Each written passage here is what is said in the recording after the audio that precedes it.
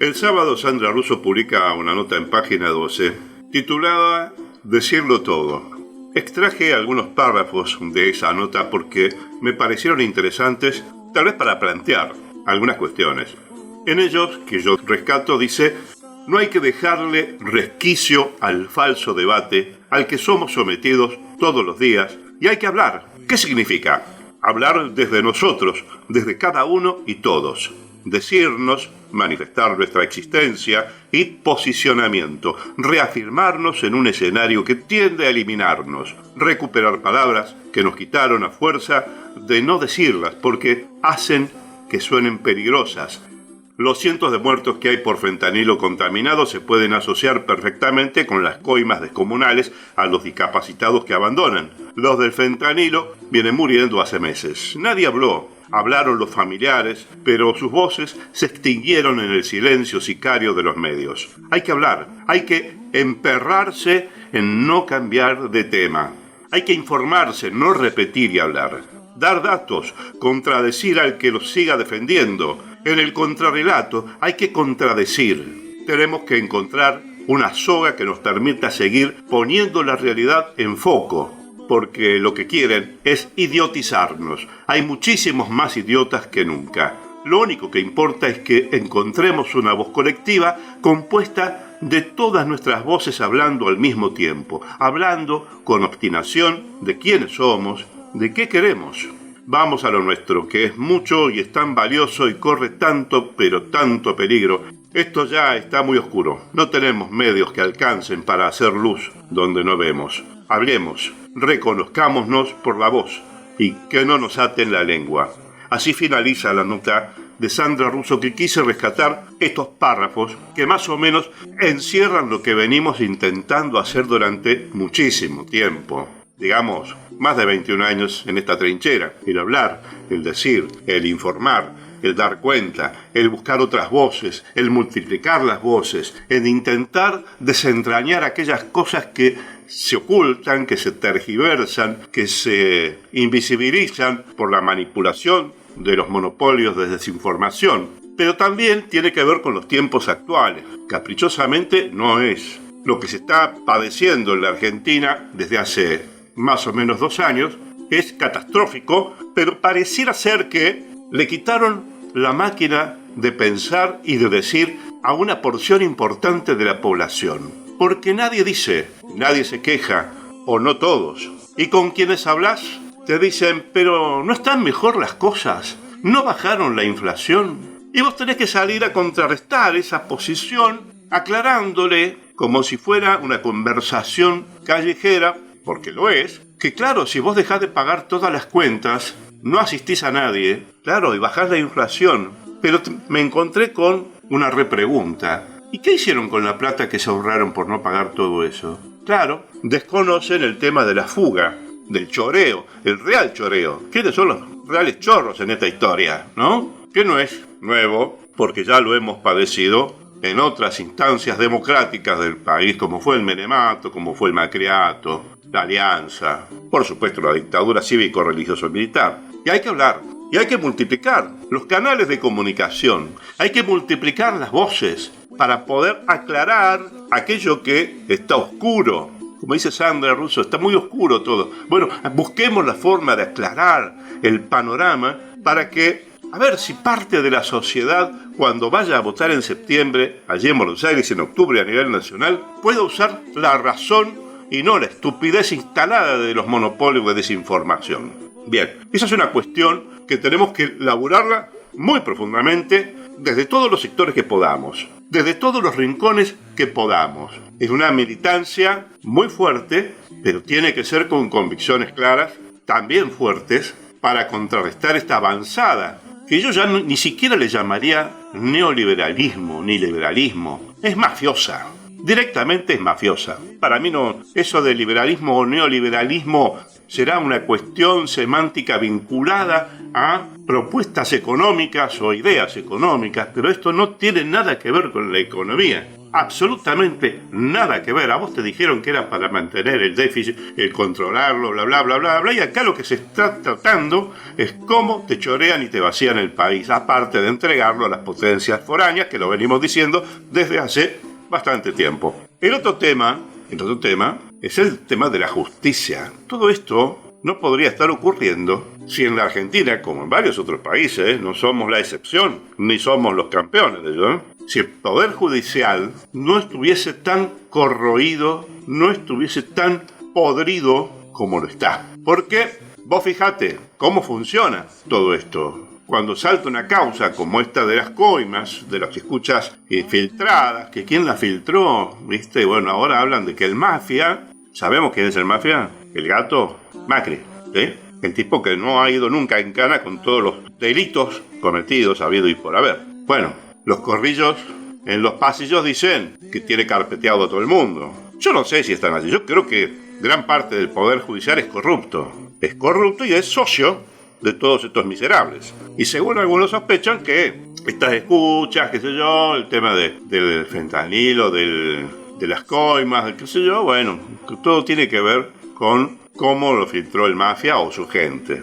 Bien, todo esto no podría estar ocurriendo si tuviésemos un poder judicial, un sistema judicial honrado, honesto, respetuoso de las leyes, pero no es así. Entonces tenemos que volver a lo que decía al principio, tenemos que hablar para poder correr el velo de la desinformación y de la manipulación mediática que actúa en línea con la mafia judicial y la mafia, yo decirle mafia política, no sé, es algo que a mí me cuesta vincular el término mafia y política, porque hay muchos que hacen política y lo hacen realmente de manera ejemplar o al menos encomiable, pero estos tipos no hacen política.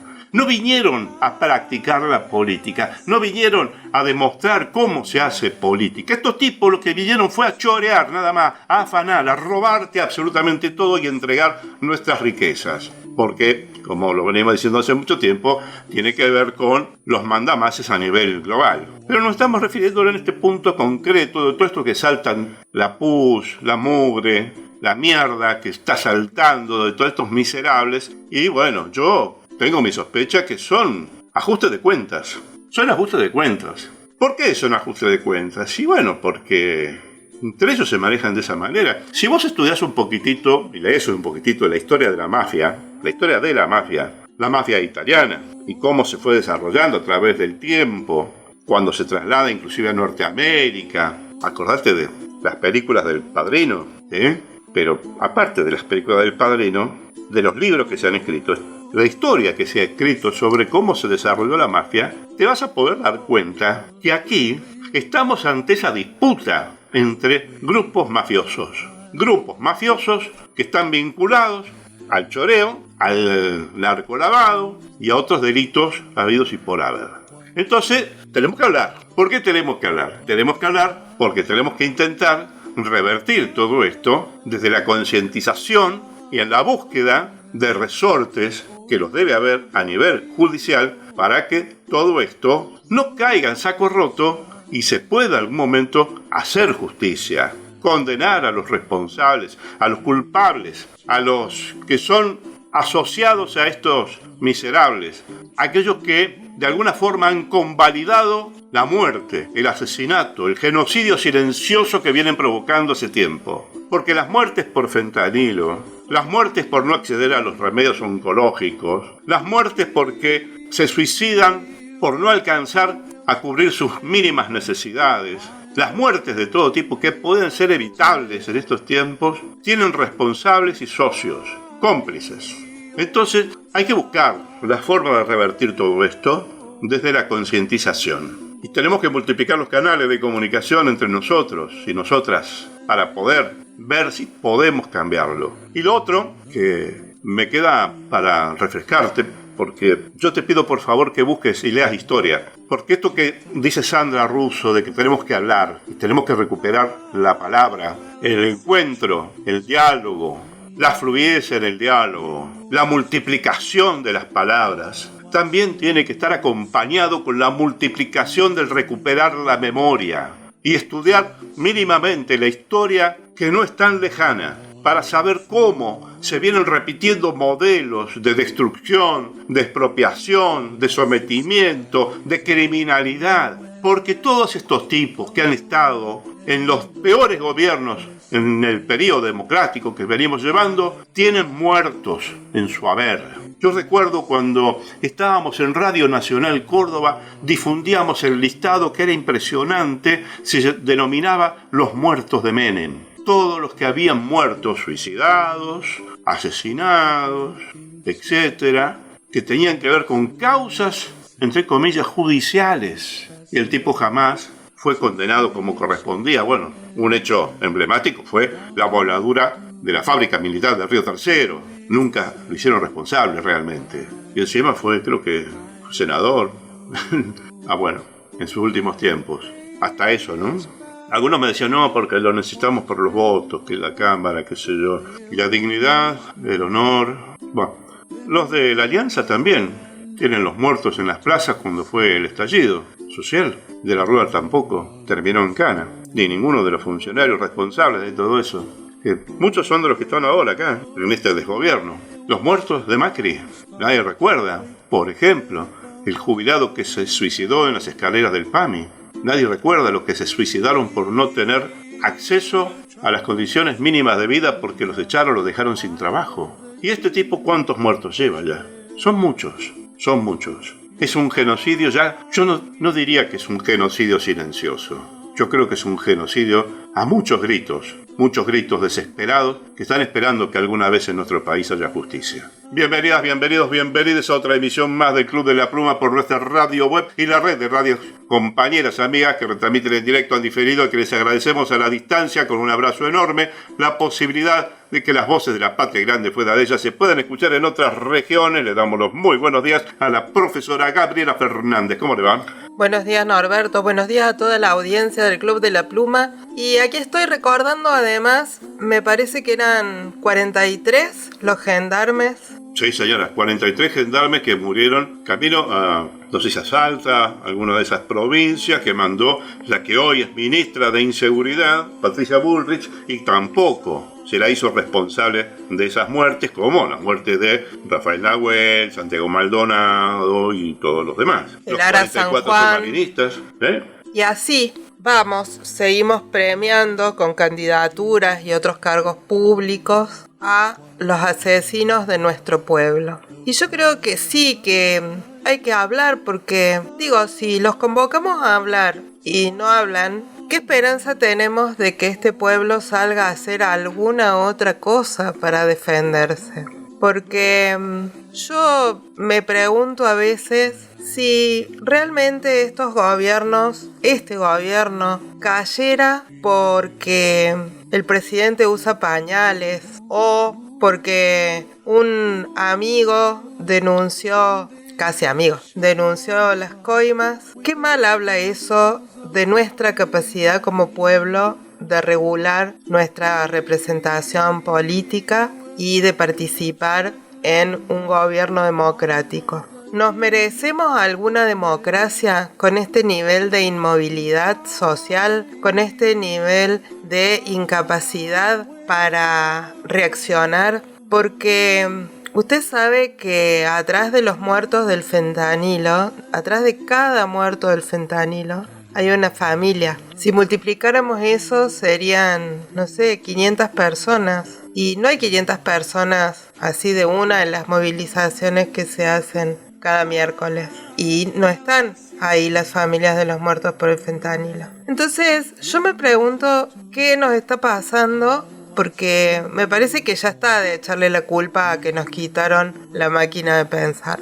En algún momento tenemos que ser capaces de agarrar el manubrio, el volante de nuestra vida y comprender que no nos vamos a salvar solos, que la salida es colectiva y que hay que juntarse. porque si este gobierno cae por alguna otra cosa que no sea por una demostración de poder popular, estamos condenados a repetir la historia. Nuestra inmovilidad nos condena, porque si a este gobierno lo derriba alguna cuestión interna o alguna cuestión de alcoba, quiere decir que ellos pueden seguir escribiendo sus novelas internas sin tener en cuenta para nada que acá hay un pueblo que los está sosteniendo con su silencio.